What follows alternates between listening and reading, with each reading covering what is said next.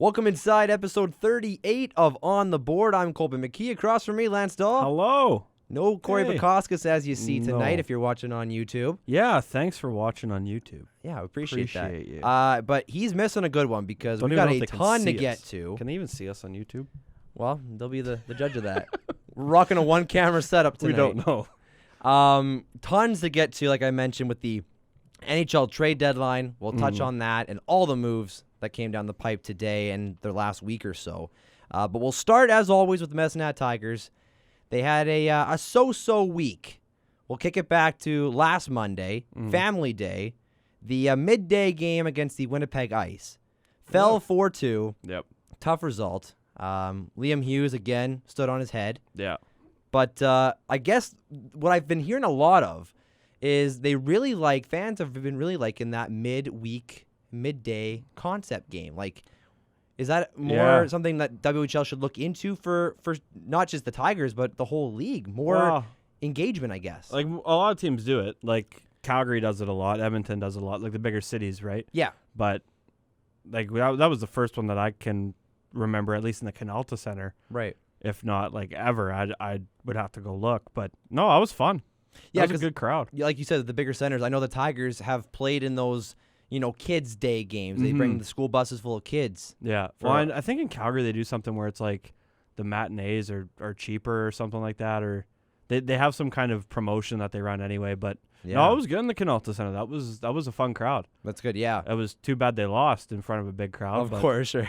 But it was fun nonetheless. Yes, and I think that's something that they're trying to get the younger fan, kids and just the younger folks, keep them awake, and that's the one way to do it. So I think they should look into that more, especially at least one game next year and going forward. Fast forward to Friday night, 4-2 win at home against the Tri-City Americans.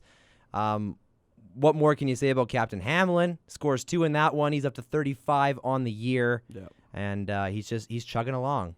Yeah, the team wasn't very happy with how they played in that one. It was a weird feeling being kind of in the tunnel after they came off, and none of the coaches were happy. None of the players were overly pumped. Like, yeah, they won, but it was a weird feeling. I didn't get to see much of the game, but by all accounts, they just didn't play all that well. They almost played down to their opponent, which is tough not to do when, I mean, realistically, do enough to get the win. Like, it would be a different story if they lost, but did enough to get a win, so I guess you just take the points and move on. But yeah, Hamlin's been incredible. I mean, it's not surprising, but he's looked really good. And they kind of took a new look on the lines. They jumbled them up over the weekend. Well, kind of. I mean, they just moved Kemp up to that top line and then brought Svikovsky down. He was kind of floating between the second and third at different points. Yeah. Wasn't always with Chizowski and Brinkman or whoever was there on that left wing. For the most part, but then they were kind of mixing and matching a little bit and floating around because Elijah Brown was getting some time on the second line as well. So they have the options, which was a nice thing. And I guess at this point in the season, trying to see what chemistry you might have down the road isn't the worst, because I don't know that they necessarily needed to mix up the lines, but it was worth giving a look at if nothing else. Yeah, it's like you said, it's nice to have Brown, a guy like Brown that can kind of jump up and down. Obviously, Kemp and Svikovsky as well. And I mean, we're just waiting on Sillinger as well. Like, he adds another dimension that they're going to be, needing come playoff time, which is what we're a handful of games left in the regular season. So getting those line combinations ready for our first round matchup is going to be key, which we've now confirmed that they have made the playoffs for the 44th time in their 50-year history, which when you think about that big of a number, like, most franchises dream of having this continued success. Right. I mean, granted, it's a smaller league, but still, 50 that's years, crazy. and like I'm not a math major, but that's an A percentage right there. Yeah, that is running at 88%. That's a good number. I'll take that if I was in college. That is a very good number. I would 88 would pass, right, and then some. I would take 2 88s and be happy with my life. But yeah, no, like, it's just a strong season. I know they have bigger aspirations. You said Sillinger, there was some chatter on maybe if he would come back this past weekend. Never happened. Maybe we see him in this Regina home and home, but 11 games left in the regular season. So, I mean, if you want to get him back up to speed a little bit, really, how many does he need? 5, probably. So there's no real rush to bring him back. I mean, ideally you'd want to finish second. Like, you want to win out regardless if Sillinger's in the lineup or not, and try and get second in the division. But even if you drop down to that first wild card, because I mean, as of right now, they're only 2 points ahead of Calgary, and so it's like, even if they drop down into that first wild card spot, it's not the worst thing to ever happen. I mean, you'll be playing an East Division that, well, you could argue the top 4 from the Central are all equal, if not better, than the top team or 2 from the East Division. So, I mean, the matchup might be a little bit softer, like on a physicality standpoint. Like, just anytime you get like a Tigers and say a Lethbridge or Tigers in Calgary, that would be a rough series and a tough one to go through. So there's pros and cons to everything, right? But obviously, if they can get home ice through the first round and get second in the division, that would be ideal. But I mean, whether or not Sillinger's a part of that last 11 games, last 5 games, last game, whatever, whenever he falls in, is probably going to be the right timing. Speaking of the rest of the schedule, I did see a stat on Twitter today, and forgive me for who exactly tweeted it, but there's one of the major analytic insiders that broke down the strength of schedule for the rest of the WHL teams, and the Tigers, by a fairly good margin, have the lowest strength of schedule for these last 11 games. They're facing the easiest. So they're facing your Reginas, they're facing some Swift for a couple games. Yeah, they got 7 of their last 11 against teams that aren't in a playoff spot. They got home with Regina, 3 with Swift, 2 with Red Deer. That makes up the 7 that are with teams outside of playoffs. And then, of course, they have a home with Lethbridge to end the season. And I can't remember who's in the middle. Yeah. I don't have the schedule in front of me. Yeah, I think it's over there. That's a good point. But I'm missing What day are we something. at? Today is still the 24th, I think. We're recording on a Monday. Yes, home Regina. Swift for 1. Calgary-Edmonton home series. Red Deer, then a home Swift Current. Back to Red Deer the following week, and then we wrap up, like you mentioned, with the home with Lethbridge. So, yeah, I mean, you see Calgary again. You see Edmonton again. Obviously, you see Lethbridge for 2, but that middle, Regina, Swift, and Red Deer. Yeah, and I mean, you want to say that the Tigers should win all 7 of those games against the teams that aren't in playoff spots. I don't think they're going to be giving away points at this time of the season, and based off the effort that we saw against the Spokane Chiefs, they're probably not going to do that. Yeah. It seems like they're going to be picking up all the points that they possibly can. So those games against, I mean, the home with Lethbridge will be interesting, because if that shakes out to end up being a playoff series, like, you're looking at potentially 9 straight, games. Right? Which is just fucking insane. Oh my god! Like, that's a bit much, but okay. But those could be big games to determine home ice, and I mean, like, Lethbridge isn't out of the woods from Calgary either, so they need to play well down the stretch. Calgary wants to get up into a second place spot in the division because they're close too. So, yeah, like, having the softer schedule means that they should be rolling coal when it comes to points. We did have that extra game in hand on Lethbridge that we used up on Saturday, according to Bob. And unfortunately, like you mentioned, that result there with Spokane was not what the Tigers were looking for, 2-1 defeat. We were just talking off mic, though, like, it legit felt like a playoff game inside Canelta. Like, the crowd was good, a lot of energy, a lot of questionable calls, let's put it that way. Yeah. It was a really tough matchup with a team that is loaded with talent. Obviously, you got Beckman, one of the stars of the league. Yep. You got Ty Smith on defense, their goalie, Parikh. I don't even know how to pronounce his last name. He looked good. He was very good. Yeah. And they, we've been running into a good string of goalies lately. Whether it's, the Edmonton guys, Winnipeg with Hughes, obviously here in Spokane. We're having a tough time getting the puck in the net, and that's yeah, but it's not for lack of effort. I mean, you're going to have those stretches that the team and the fans are kind of used to the Tigers constantly scoring 4+ a night, right? And so, I mean, you're going to have these games where it's 2-1. You're going to run into, like you said, the Winnipeg and Hughes and lose 4-2, whatever it may be. But actually, and just quickly, you touched on the crowd. Like, Friday was even good, too. It was cool to see there was a lot of Tri-City Americans fans that made the trip. I've seen that on social media. Which was super cool. So that was neat. And then, yeah, like, Saturday was like a really good feel for what playoff hockey is gonna be like in the Canalta Center this year. It was buzzing the whole time. The team was buzzing for, I'd say, 50 minutes. There might have been a 10-minute stretch in the first period that they'd like to have back, and there was spurts in the first. But then the second and third, like, that looked like a team that Like, that was probably one of their most complete games they've had all season. And they lost 2-1, but I mean, the amount of opportunities and chances they were creating and how it was constantly 4 lines of pressure. I mean, yeah, there probably could have been a call or two more, but I guess you're also going to see it loosen up a little bit and things not get called as tight when you get into playoffs, right? So to get into a game like that where you're not seeing a lot of calls and there's some borderlines that aren't being blown down, things like that, like, those are good experiences to have, and to play a tough Spokane Chiefs team that I think they came into that game with the same amount of points as the Tigers, but that U.S. division is serious. Like, if I mean, any one of the top 3 teams in the U.S. division could walk away with a WHL title this season. That's how good they are. Yeah. So to play like they did and put in that effort, like, that was one of the best games I've seen top to bottom all year. Yeah, I mean, like you mentioned, that first period, the fact that they outshot the Chiefs at the end of one, the way they played, like, I was talking to a person I was sitting with, it legit felt like that shot could have been reversed. Could have been Chiefs up on the shot clock because they did not play well in the first,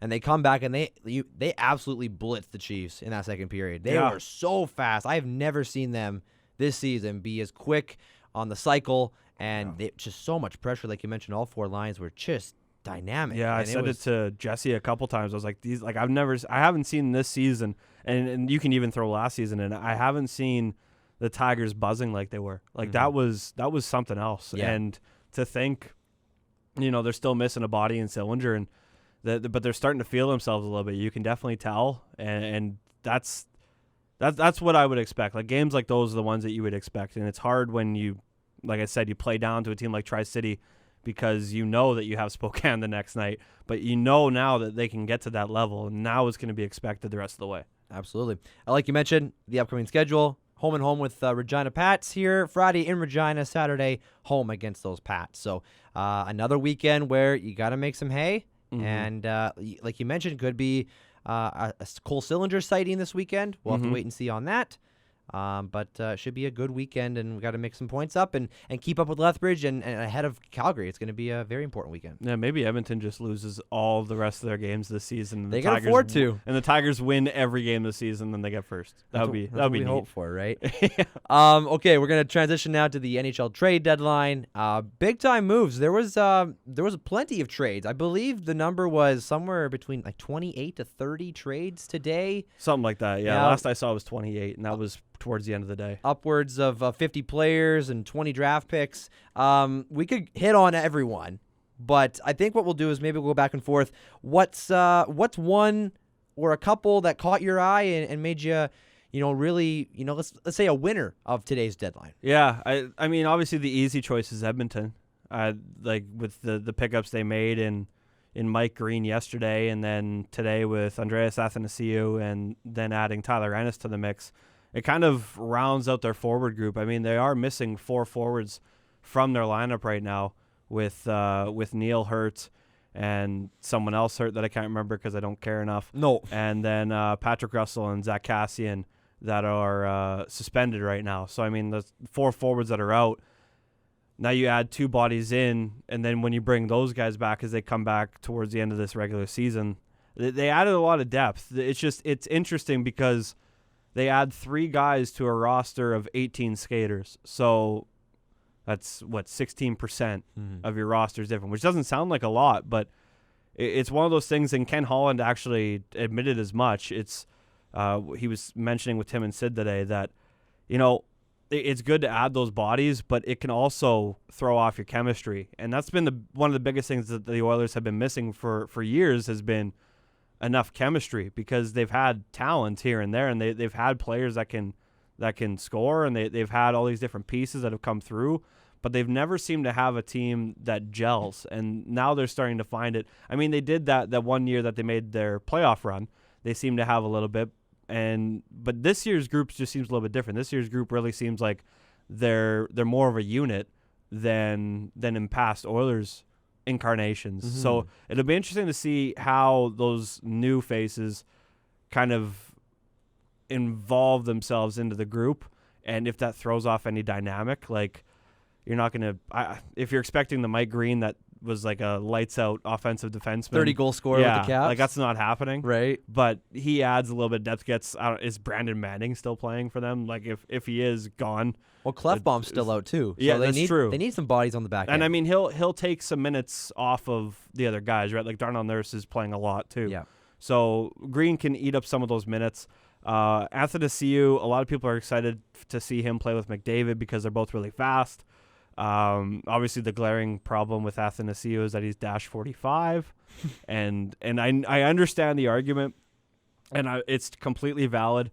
When you're playing a lot of minutes on the worst team in hockey, you're gonna wear a lot of the minuses. Oh yeah, but like minus 45, yeah, like that's bad. That's tough. Like that's a guy who doesn't give a fuck about defense. Can you make a defensive play? Like if for comparison's sake, if he lined up with Johnny Gaudreau would look like a Selke candidate. Yeah, he would look like a two-way forward, like a Michael Backlund in comparison, with Athanasiou beside him. So it'll be interesting to see if he actually slots in there. I honestly think Tyler Ennis would be a better fit with Connor, just because. Yeah, keeping up with McDavid's one thing, but thinking like Connor is another.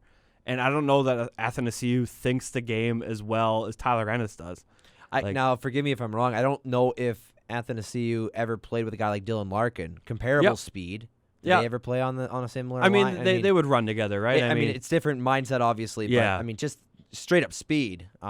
Speed-wise, for sure. Yeah, those guys can match up pretty well. So I just don't know. Like that, and that's why I lean to that Ennis would end up sticking there more permanently, just because, like when Cassian comes back, you have a little bit of size and a bit of a separator in Cassian, and then McDavid is McDavid, and Ennis thinks the game so well. Like he's just so offensively minded and so offensively gifted with his mind. It's just like he could make plays with McDavid and see the ice better than I think Athanasiou would. But yeah, the Oilers, all in all, I think they're the easy pick for winner. Another one would be Ottawa. Yeah. Ottawa had a really good day. Good like just collecting picks all Yeah. over the place. I think it's like 12 or 13 picks in this upcoming year's draft, which is pretty good. You start with 7, Yeah. and then if you can basically double that, Yeah. that's pretty fantastic. That Erik Karlsson trade doesn't look so bad now, I guess, No. all told.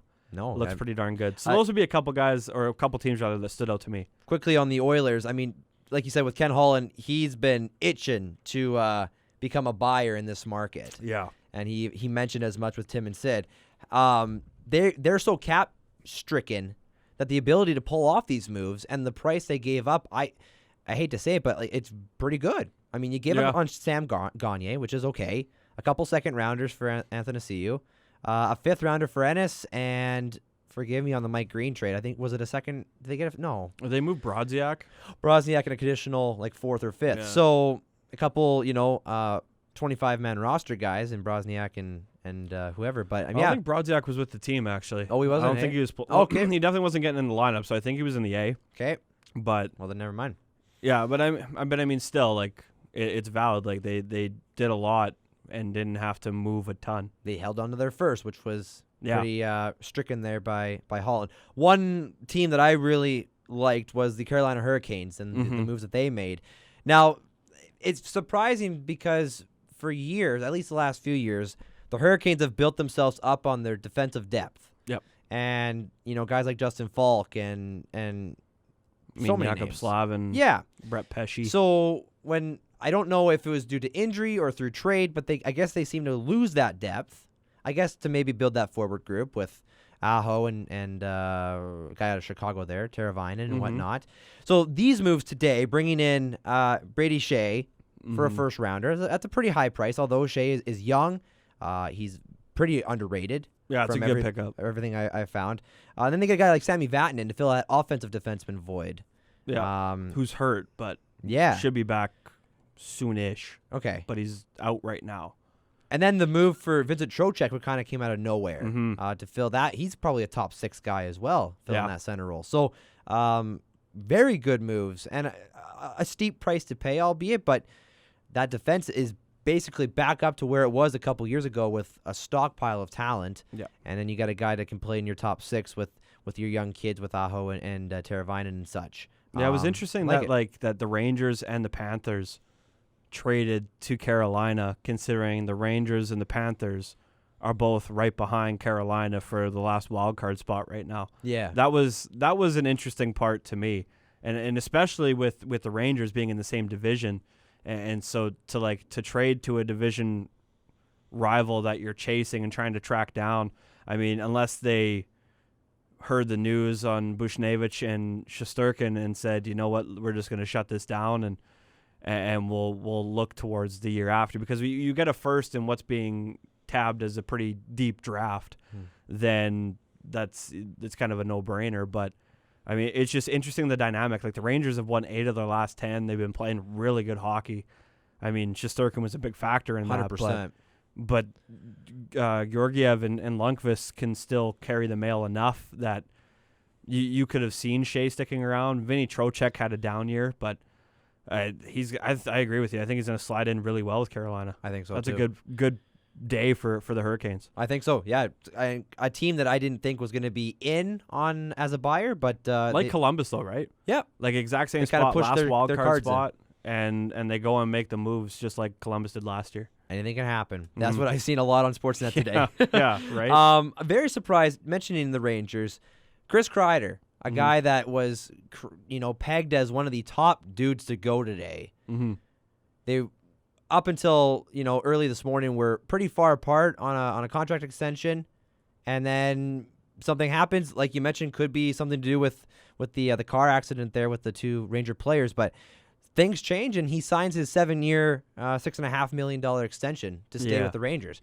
That probably made a lot of people on both TSN and Sportsnet pretty angry today, because they didn't get to break that trade. But what's your thoughts on Kreider staying with the Rangers? I mean, it makes sense. It made sense either way. If they dealt him or if they kept him, I mean, he's a piece that's been integral with how they've been playing lately, and for the past few years, he's one of the only constants that's remained on the Rangers for some time now. Yeah. I mean, he's been consistently in the lineup and consistently a part of their top 6.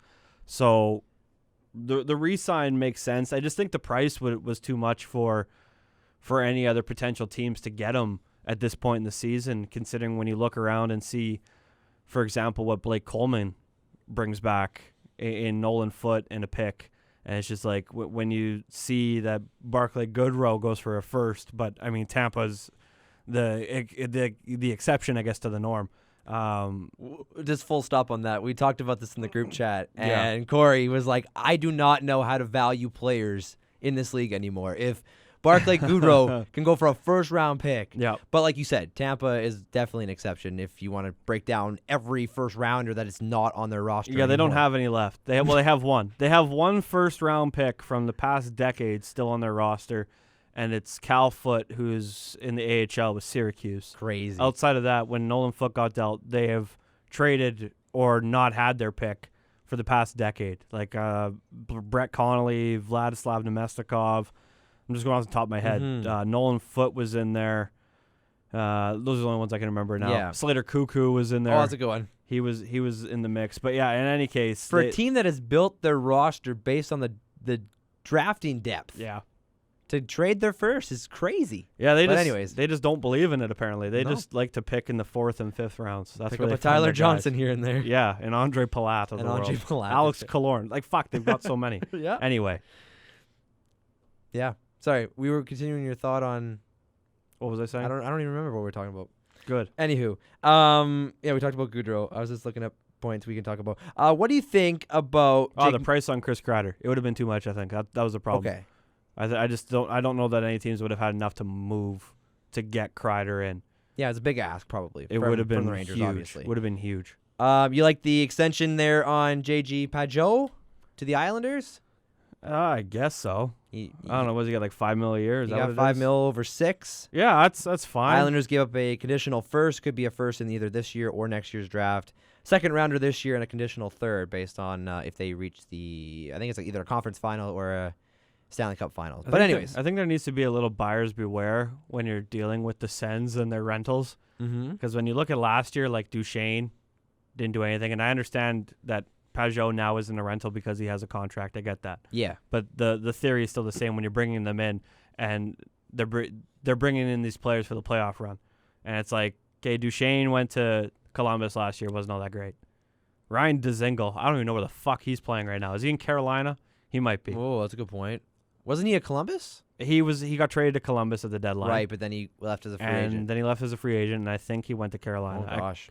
But that's exactly my point. His name in a highlight. And Dzingel was a guy that everyone was earmarking. So it's really tough when you get standout players on shitty teams. Yep. And you bring them in because it's like, okay, what are they actually?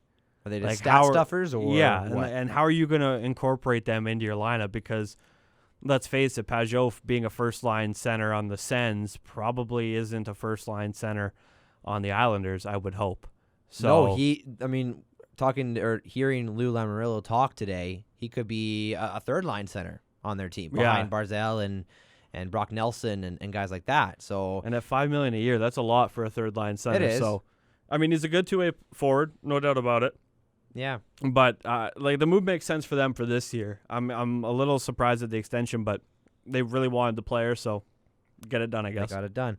Thoughts on Calgary's haul of their two defensemen to bolster up their back end with Eric Gustafsson and Derek Forbort? Yeah, it adds some depth, Yeah. which is the obvious answer, but it adds some needed depth. I mean, Shillington can get fired to the fucking sun and just never return again. Because I'm so done with Oliver Shillington. Are you? I don't even know. He's only played like 20 games. He's a young dude. Yeah. It's like he's so fast that his brain can't catch up to his feet. Yeah, he's a little... Like, he doesn't think the game well enough right now. And that's not to say he won't, but, like, he just reminds me of shades of TJ Brody that can move so well but just can't mentally keep up. Mm-hmm. And that was... like a big thing that needed to get addressed because, excuse me, now you bring in Valimaki at some point, whether it's next season or whatever, whenever he fills in, because Gustafsson looks like a guy that they could probably re-sign. Yeah, Gustafsson could be a piece that they keep.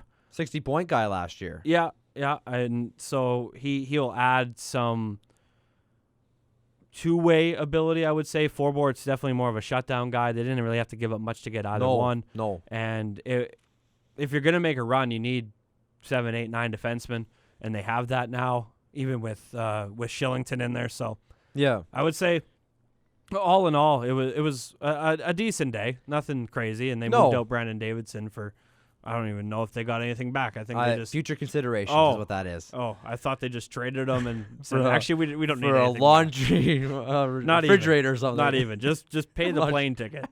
Just pay the flights. Gustafsson is a UFA come the end of the year. You got guys like Hamonic coming up, so you're imagining that's kind of the trade off. You sign one and get rid of the other.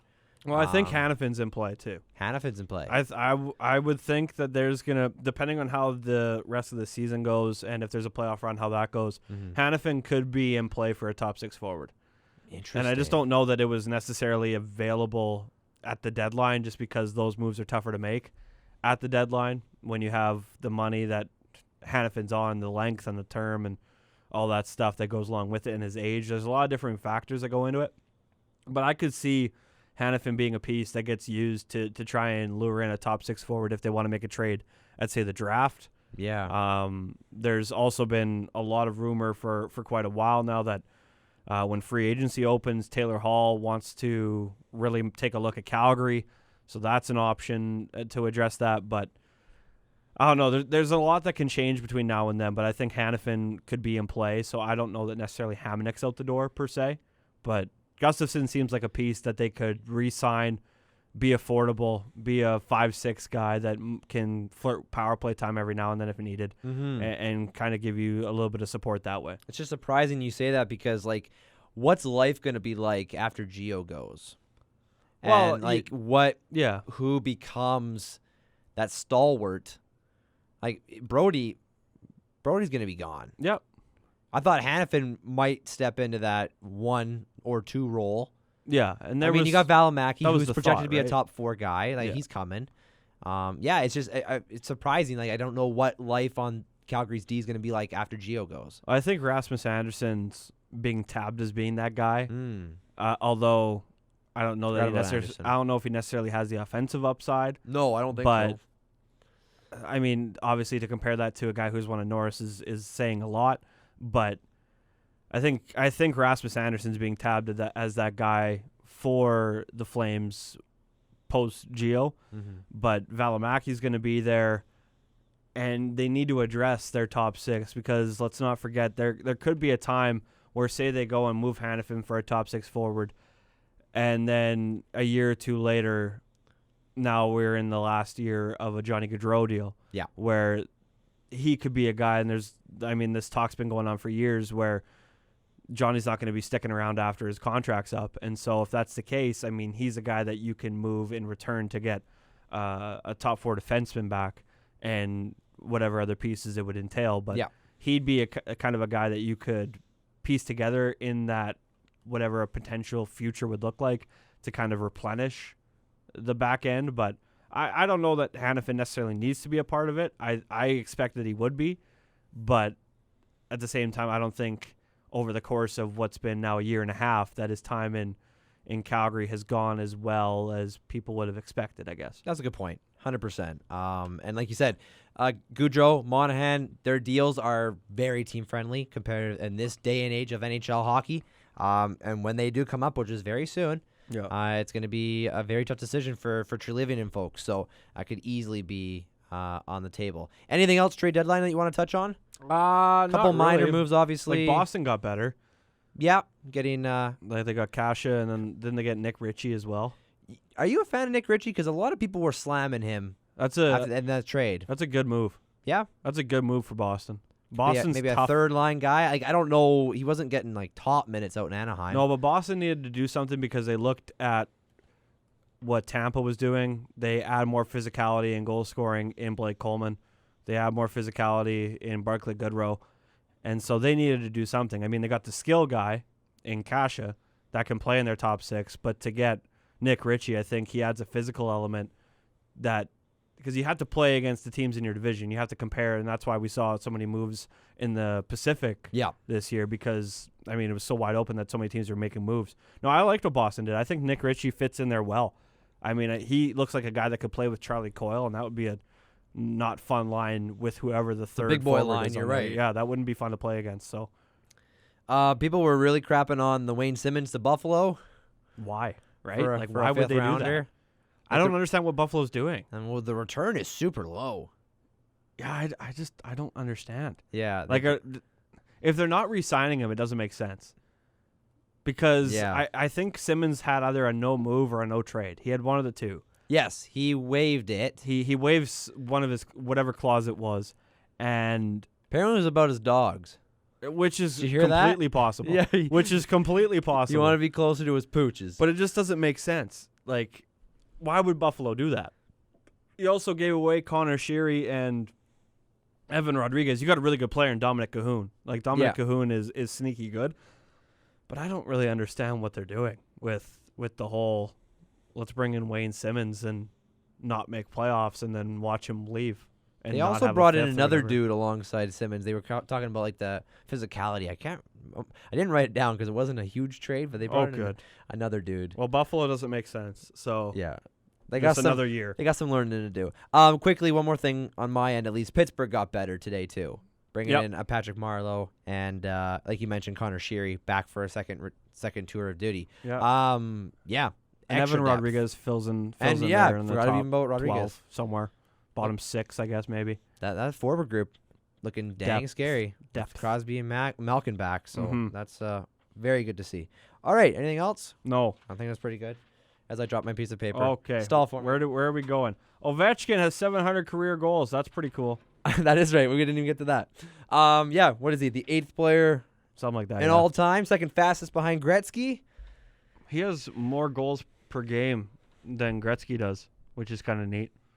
Gretzky's at .60 goals per game. That's what he finished his career at. And Ovechkin has .61. Ooh. So, I mean, longevity is obviously going to play a factor, but Ovechkin seems pretty poised to keep just shooting the puck a million times a season. And I'm sure if he's 45, he will literally just sign a contract only play power play and stand in a dot and just take slap shots, and that will be all he does. But it's fine. We've talked about him for the last few weeks. Like he's climbing and jumping past a ton of names on the all-time leaderboard, Which is really cool. He's gonna probably get. I think there's probably a couple guys he can still pass before the end of the year. I think Marcel Dion's up there. Yeah, I don't have the list in front of me. Somebody. Yeah, just something that comes to mind. But yeah, he's gonna make that climb, and it's whether deep down I think he wants it. I really do. Oh yeah, and 100%. People are gonna be, if it gets to that point in a few years, it's gonna be a big discussion whether they want a Russian like Ovechkin to break, Gretzky's record. Do it. Yeah, he's such a good goal scorer. I think it's great for the game too. Yep. Okay, I think that's enough. I think. Yeah, one thing, the Shea Weber situation, out 4 to 6 weeks, and then there was a report by Nick Kyprios, formerly of Sportsnet, that he said he might be career-ending. Yeah. And then 5 to 6 days later, he's back out on the ice, non-contact jersey, and plays the next game. Yeah. What the hell are they doing? They're not in the playoff race. I don't know what they're doing. Why are they rushing Weber back? They don't know what they're doing. Honestly, they don't. What in the hell? But hey, they traded Nick Cousins today, so that's good. I guess. Go Montreal. And Cassian got the 7 games and they for a traded kick to the chest. Yeah, and feel better, Jay Bomeister. Yes, because that was a scary thing, That's kind of old news, but it's still relevant. It's been a while since we've been back. So. Yeah. Okay, NBA talk. The Kobe Bryant and Gianna Bryant Memorial went down today at Staples Center. Very heartwarming moment. We've talked about that, the whole situation a couple weeks back. It's been a month now. Crazy enough. Probably one of the highlights was Michael Jordan's speech. He turned himself into another crying meme for years to come. Yeah, he acknowledged it. Shaq made a really good quote about saying how there's no I in team, but Kobe says there's a me in it, motherfucker. Yeah, there's something an M like and an E, motherfucker. Yeah, so that was a pretty good laugh. Yeah, very heartfelt moment, and is a spot where the entire city of Los Angeles could just mourn, and very touching time. So that's good to see. Also, shout out to the Staples Center staff. Oh my God.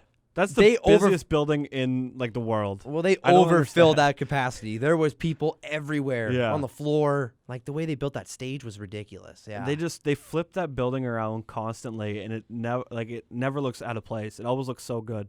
I don't know if they had everything that they do in there always looks good. Did the Clippers have a game in there tonight? I know that they were playing, but I don't know if it was on the road. Oh, I don't know. Yeah, I don't think so. That's pretty big of a flip, but yeah, that might be a little too much. Yeah, but I mean, kudos, like you said, that's fantastic, and they do a ton between the two NBA teams and the hockey team. That's crazy.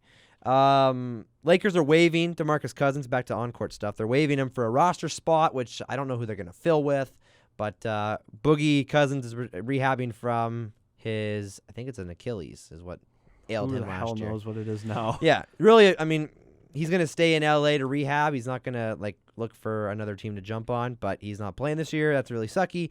Karl Anthony Towns with the Minnesota Timberwolves. They trade for his best friend in D'Angelo Russell a couple weeks ago. Yeah. Plays a couple games with them and then breaks his wrist. Right. He's out minimum 2 weeks, so that's not fun. Is Karl Anthony Towns getting to be into bust status? Is he getting to that point? I was thinking about this earlier today because his name has lost clout among basketball circles, right? It's easy to get past. Yeah. I mean, look at how fast Doncic has risen and how fast, I mean, coincidentally on the Mavs, but how fast Porzingis came back. Yes. Because, I mean, he was there, went away, and now is back again. But, is Karl Anthony Towns, on the wrong side of all of this? You're right in the fact that at one point he was voted as the number one guy to build a franchise around. Yeah. And I don't even know if he's in people's top 10. Ahead of Embiid, ahead of Porzingis, ahead of all these point guards. It's interesting because he is super talented and the stats prove it. He can do anything on the basketball court. But he almost resembles a former Minnesota Timberwolf in Kevin Love. Yeah. Because Love was all stats, no success. True. And until he finally teamed up with LeBron and Kyrie and made it a big three, he had no success either. And they were wondering if he was a franchise player. Love is always going to be thought of as the third guy, right? Like, Kevin Love is never going to be thought of as... So is Bosch, though. True, but I guess we perceive Chris Bosch a little bit differently with his time in Toronto. Yeah. But, like, Kevin Love's never going to be perceived as a guy that was as good as his numbers indicated he actually, like, has played, right? Yeah. Purely on stat lines, like, Kevin Love for years has been incredible. He could do anything but as well. He's never going to get that kind of, not necessarily respect, but kind of. Kind of like that respect. And if Karl Anthony Towns doesn't make something out of where he's at, then he's going to become the third guy on a team and just be known as a guy that, well, he just never was as good as he should have been. Up until last year, you could argue that Anthony Davis was the same sort of player. Because look at sure, they had one round of playoff success that he fizzled out in against the Warriors in his 6-7 years in New Orleans. Right. But then again, you pair him alongside LeBron, he's back to Defensive Player of the Year. He's anchoring the league's best defense. Yeah. People are looking at him in a whole new light. I think the public narrative on Davis was different, though, like in New Orleans, because, I mean, they had literally nobody forever, and it was just AD. But it's a fair comparison. Like, I don't know why we perceive them as being different, because they're fairly similar situations. Yeah. But everyone perceives, well, not everyone, but I would think the majority perceive Anthony Davis' situation to be different than what Cat's going through right now. Well, and for years, he's been paired alongside Andrew Wiggins. Yeah. And there's that talent that Davis didn't have. Yeah. Now that Wiggins is gone, you bring in your boy, which is Russell. Your boy. You want to play alongside him, you're going to say, it's time. It's time for nothing. Broken hand. Broken hand. So it's interesting. Like you said, it's going to be interesting to see whether this duo works for the Timberwolves or if it becomes a fact where, like Davis, he wants out. Yeah. And it's just wild to me because the NBA is so quick to label what is perceived to be of a player, and then it sticks with you forever. Yeah. Like I mean, like Andre Drummond's another one. He's a guy that's always been a consistent stat filler, but has never been on a team that's worth anything. Really. No. And they had one good run against the Cavaliers in the playoffs a couple years back. Him and Reggie Jackson, who are now both not with the Pistons anymore. But it's just so funny how NBA is like that, and then they get into this pigeonhole, and it's almost impossible to dig yourself out. Like, once you become one of those upper echelon names, you have to stay there across the association. Yeah. No, it's a good point. It's crazy to think about. Like, not many guys are like Kyle Lowry, where like they become beloved across the league after being like a loser for years. And I don't mean like he's a loser. I just mean like he's lost a lot. He couldn't find a place in the league. Yeah. Like those guys are... He was almost traded to New York, for God's sake. Right? So... Yeah, ask RJ Barrett how that is. I feel so bad. Yeah, I know. You still do, don't you? Oh, poor guy. I mean, he was in the Rising Stars game. True. So he represented the Knicks on the world stage. Yeah, good job. Speaking of the All-Star game and the Rising Stars, what's your thought on... Did you catch any of the All-Star game last weekend? I did not. Okay. I don't know why. I think it was... I don't know. I wasn't watching the Daytona 500. No, because that came on the Monday. That was on the Monday. Yeah, we all know that your favorite sport was not on. Yeah. I caught the last few minutes there of the fourth quarter, and from all accounts of what I seen, it was very fun. Yeah. You know, like Lowry was taking charges. The top 10 dudes, and Lowry was one on the court, which was crazy enough to think. Were just playing hard, and they were playing to the score, which I think was a whole new wrinkle. I wasn't completely sold on to start, but man, it turned me around. And I mean, they're talking about it continuing into next year, which I think is good. Obviously, some tweaks in there as well, but I don't know if it was a combination of the changes, or as I bang the microphone, or was it the whole playing for Kobe kind of thing, and the whole celebration of that. Yeah. But it added a whole new realm to an All-Star game, which they at least they tried. They tried something. NBA All-Star Weekend's always the best out of the core four sports, and that's why. Because everything they do turns out being really good for the most part. And that was just another example. Yeah, like by all accounts, I just saw the highlights of it, but it was intense. Yeah. People were playing. They cared. Yeah. They wanted to win. I like to see it. You never see one charge, let alone 2 charges. Yeah, right. In an All-Star game. And then he tried to take 3, but he missed the first one. He didn't get the first call. And then he's the one who fouls Davis to get the game-winning free throw there. So that's unfortunate. Do you see the dunk contest on Saturday? I did see that. I told you it's the best. It's the best. You did. You broke it down in starters. Yeah, it's the best event in any All-Star. Man, that was fun. That was really we talked cool. about it. You just need 2 dudes to go back and forth. It's true. And Derek Jones Jr. and Aaron Gordon went at it. There was, the Gordon off the side of the backboard with the spinning windmill. Oh, my God. That was... The spinning windmill is one of the top 5 dunks I've ever seen in my life. That was sick. Easily. That was sick. Easily. And then Derek Jones had a crazy one between the legs. Like, it was just... Like, he had some really good dunks, Derek Jones Jr., but everything he did was worse than Aaron Gordon. Yeah, like, I just felt like it was just more just circumstance. Like everything Gordon did, I was like, wow. And then Jones would come up and I'd be like, okay, yeah. Like it was really good, but like, wow, Aaron Gordon. And that was, I mean, he didn't win, but I mean, at the end of the day, everyone was talking about him, and that's going to be one that people remember for a long time. That's 2 now. Yeah, that's 2, and but it's unfortunate. That one's more memorable. It's unfortunate, is it? You think so? Yeah. Over when you add that dunk. Like, because that was a top 5 dunk ever in the dunk contest. That one he jumped over the mascot on the hoverboard in Toronto was insane. He cleared him. Yeah, and then between underneath the legs. I mean, he also jumped Taco Fall. He bent over. Okay, sorry. So he cleared 7.5 instead of 7.6, 7.7. I don't know. Sorry, right? Yeah. Like, the point is that he cleared Taco Fall. Like, yeah.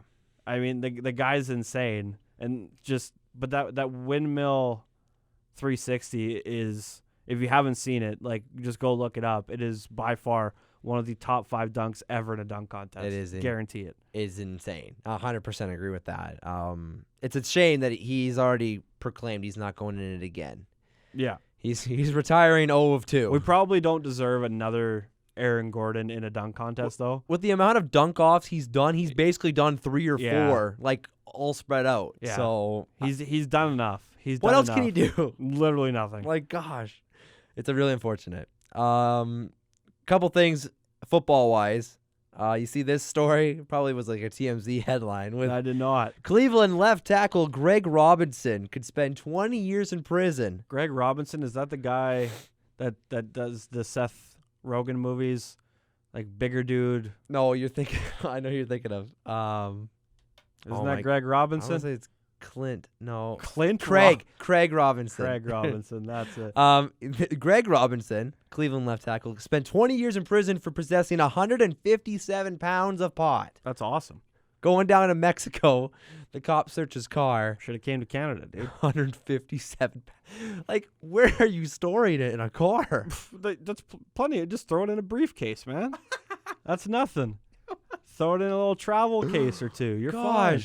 That's a lot of pot. It's almost like you're hauling a 5th wheel. Pretty much, yeah. In your trunk. Like, I mean, you could put that in the back of my truck right now for, like, extra grip on the snow.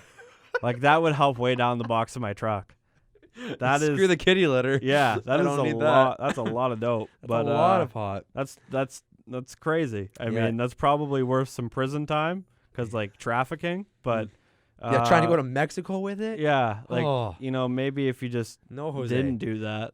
Yeah. If you bought 157 pounds legally from, I don't know, Nova Cannabis or something up here in Canada, like, maybe that's different. Yeah. But we could have helped you out, Greg. Yeah, West Side Weed. Or, that's all I can think about. Waldo's 420? Oh, yeah, Waldo's 420. We might sell them out, though. Like, they might not have any stock left. That's true. That's a good point. I wonder how much, like, he's getting that. He's getting that from, like, a Costco type. But, like, how many pounds of weed do businesses have here in town? Like, that's what I want to know. On stock? Yeah, like, in the building. Like Spirit Leaf. How many pounds does Spirit Leaf carry at one time? You're asking the wrong dude. Oh, I don't know either. Yeah. But, like, that's something I kind of want to know, just for comparison. No. Just because, like, say, and I could be way off on this number, but say Spirit Leaf has 50 pounds in their building. Like, that's 3 stores. He has 3 stores worth on his person going to Mexico. In his car. That's why I want to know what the number is, because if it's like something like 50, like that's insane. But if stores carry like 5,000, then this whole conversation just is moot. It's interesting. I gotta find that out. That's interesting. Okay, we'll wrap that up and try to get you an answer next week. All right. Quick couple points here. Greg Olson signing a 1-year, $7 million deal with the Seahawks. Russell Wilson gets a tight end. That's fine. Can hopefully stay healthy. We'll wait and see. Cheap in football, isn't it? Yes, $7 it is. mil? Yeah, and he's probably not even guaranteed. He's a guy that was at one time one of the top of his position. Not so much anymore, but provides some depth because the tight end position in Seattle was hit with major injuries last year with Will Disley got hurt and the backup got hurt, and they were down to Luke Wilson, Canadian Luke Wilson, who not that great, but yeah, I'm trying to think. They had some better other than you too. and I, but yeah. I don't know. It was just like it was a constant. Okay, which Seattle tight end am I picking up on the waiver wire this week? That's kind of how it was. Yeah, there was a couple of dudes, and then finally Drew Brees coming back for his 20th season with the New Orleans Saints. Yeah, gonna try to one more kick at the can. We'll see how that goes. I want to wrap up the podcast with more Houston Astros talk. Oh, good. Because since we've chatted with you last, as my microphone falls away from me, I'm having a lot of issues here today. It is. Gosh. Just sliding away. So, I guess Cole's notes, the Astros have, quote-unquote, apologized for the sign-stealing scandal. Technically. That was Altuve, and Bregman was on the stage. Yes. And then Jim Crane takes to the mic. Yes. And says that we still won the World Series, so we don't think it impacted it very much. Yeah, he didn't think it impacted the game. All right, Jim. All right, dude. Pour another one there, Chief. Yeah, let's just say that did not go Your over last very name's well. Farm Equipment. Crane? And mine's a toy, so like I can say it. So shut up, Jim Crane. Fucking idiot. I mean, when you're getting comments from some of the top players in the game, like Mike Trout and Cody Bellinger and Mike Clevenger. Mike Clevenger. I don't know if he deserves to be in that conversation with Mike Trout and Cody Bellinger. I mean, I could also throw Nick Markakis in there. Yeah, that's true. There's some seriously angry dudes around the league. Yep. That no matter what notice that Major League Baseball sends to teams, the Astros are in for it bad this year. Could be, I would think so. It's just not like road games are going to be a whole different animal, obviously, but like even the reception home-wise, I'm a little curious. And there's a talk that it's could be even beneficial for baseball to have this in the game, as ratings-wise, storyline-wise. There's actually some talking points for a game that's been pretty, like the word you mentioned, moot in years past. Yeah, they're having a tough time. But it's super interesting. I don't know what to expect. And I'm looking forward to these first road games. They hit the road I think they go to Anaheim for one of the first series of the year. Right. Dodger fans are going to be there. Probably. And it's going to be very heated. Probably, yeah. I mean, like Commissioner Manfred's come out and said that, like, throwing at dudes isn't going to be tolerated, but which is kind of ironic because, like, you're not punishing the players at all for their role in what was reportedly a player-driven initiative for the most part. They were granted immunity. So, yeah. And from everything. For being honest, which is just cute. Like, okay, we're back in grade 1. But I just have this feeling that it's not going to end up being like the hype that it is, but it'll be a constant theme over the course of the year where different dudes aren't going to give a fuck. And like Amir Garrett of the Reds is going to come in and just fucking tag you and not care and then try and fight everyone on the team by himself because he's done that before. Yes, he has. And so there's going to be instances like that throughout the season. That's a good pull, Amir Garrett. Yeah, that's true.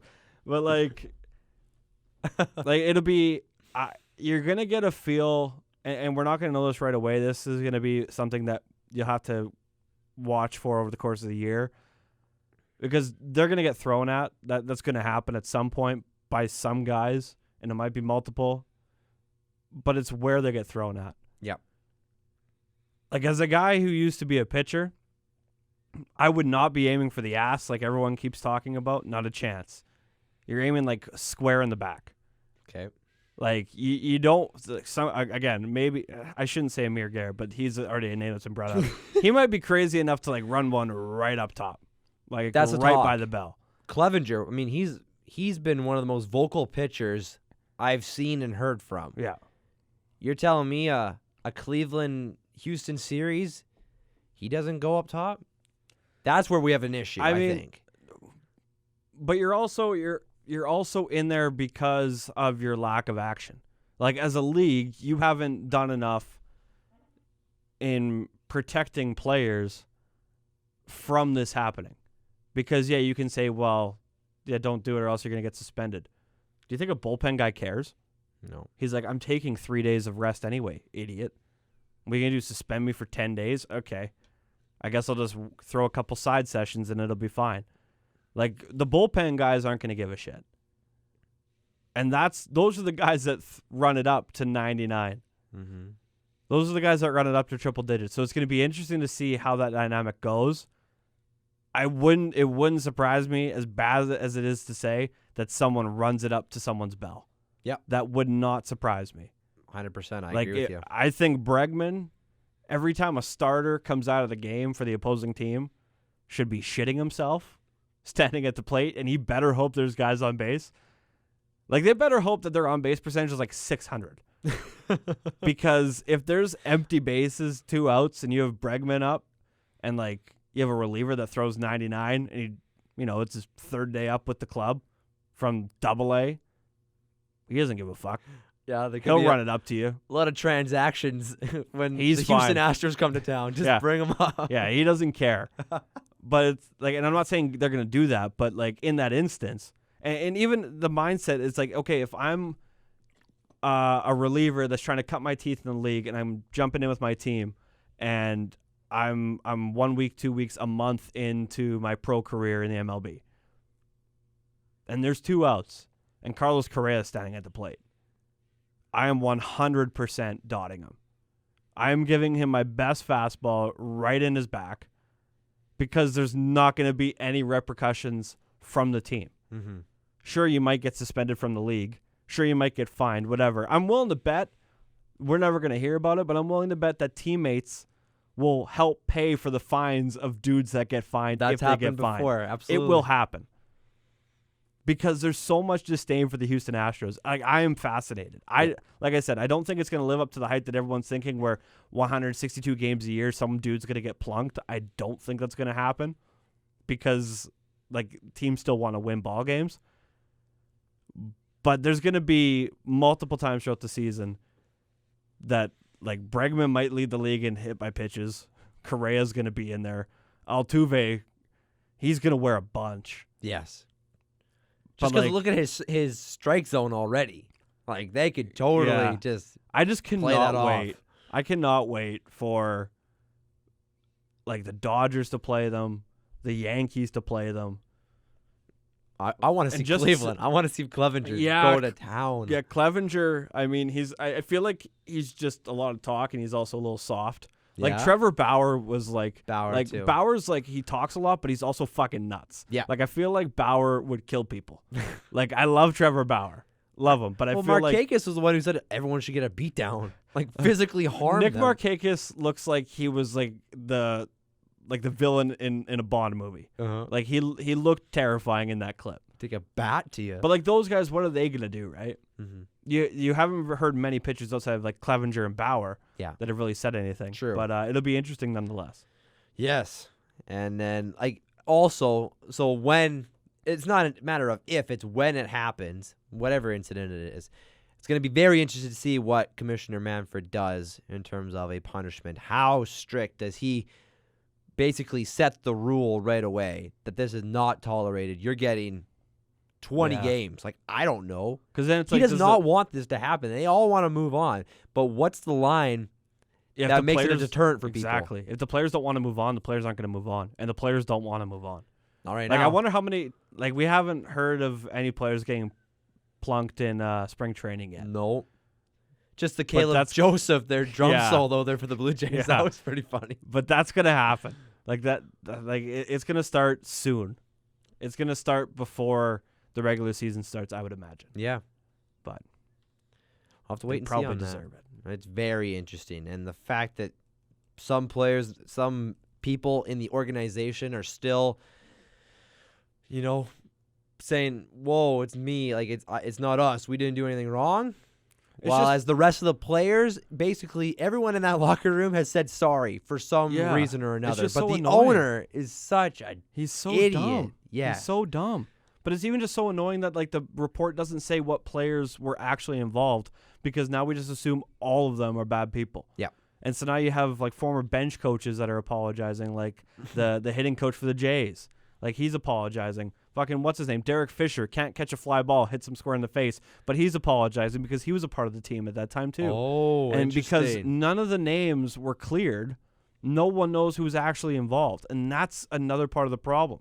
Correa is like the spokesperson for the roster. Correa needs to check himself. He's saying soft as porridge he's too. saying Altuve didn't use the garbage cans very much. Well, Correa needs to worry about playing more than 85 games this season. Good point. And not hitting 210. Yeah. Like, figure it out. Yeah. You worry about your own stuff. Hit 30 bombs and hit for 300. That'd be nice. Yeah, no kidding. All right. Before we're done, have you seen this story on Madison Bumgarner?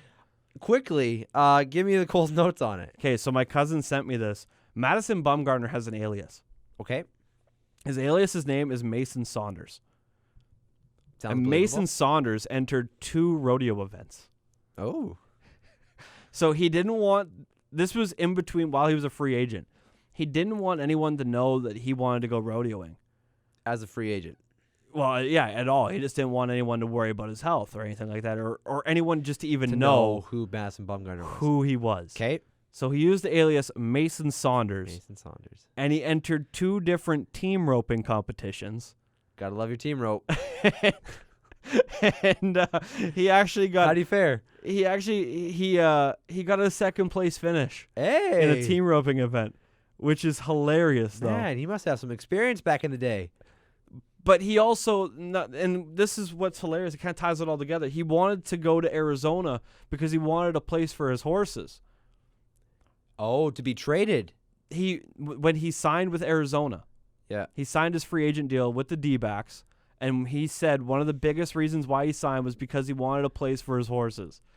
He wants to keep his horses around because he's been rodeoing this whole time. Yeah, on the side. It's incredible. We didn't even mention it on the pod, but so he has a Diamondback now. Yeah, he is. I didn't know. I thought he was re-signing with the Giants. Oh. No, he signed back. He has a 5-year, $85 million contract. That does sound familiar. That just escaped my mind. So he okay. But the reason he went to Arizona was for his horses. To be in the rodeo. And I think there's a correlation. And I believe I saw the Diamondbacks GM or owner say, I don't care what he does in his off time. Yeah, probably. So he can continue being Mason Saunders for as long as he wants to. Now there's no point to being Mason Saunders. He'd be Madison Bumgarner. Who would have thought, though, that of all the people that would have an alias, it's Madison Bumgarner?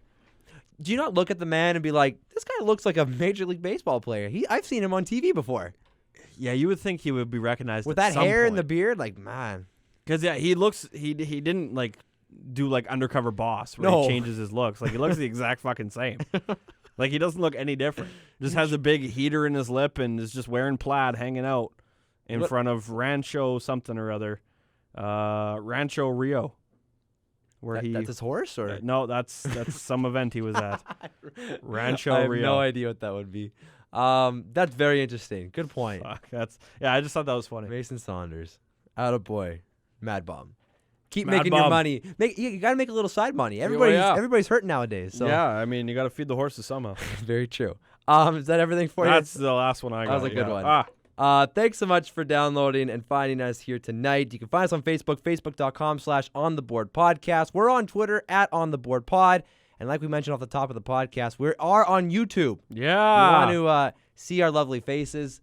We have more than one camera, just not tonight. Not today, because our camera guy who fixes all that stuff, Cory's not here. We'll hopefully have Cory back next week. We do have a little sneak preview. We do have a special interview with a member of the Messinat Tigers coming down later this week, so stay tuned for that. We're going to be getting his thoughts on this season and I guess the stretch drive coming down to the playoffs. So it'll be an interesting perspective. looking forward to that. Mm-hmm. For Lance Dahl, Colby McKee signing off. I'll talk to you next time.